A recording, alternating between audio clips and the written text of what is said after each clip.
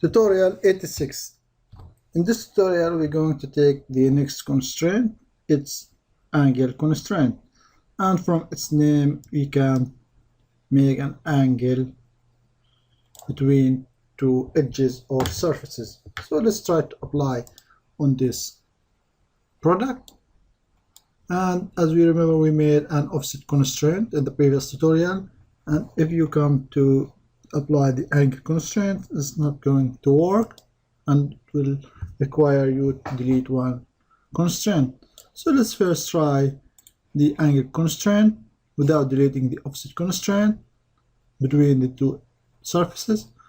Let's choose this surface and this surface and make a 45-degree angle. Okay, and click update.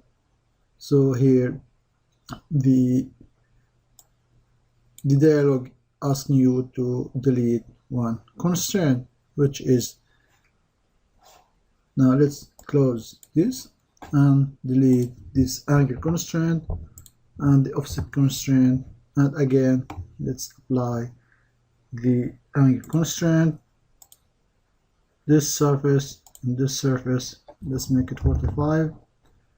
Okay, and update.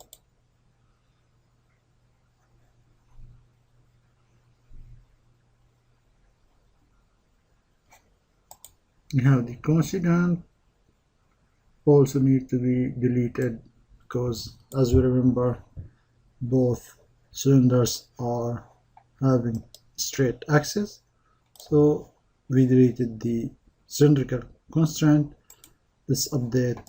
Now you have 45-degree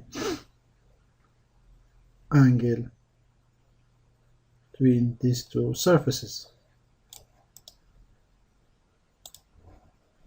And if we go to the move, let's move this upward. Okay,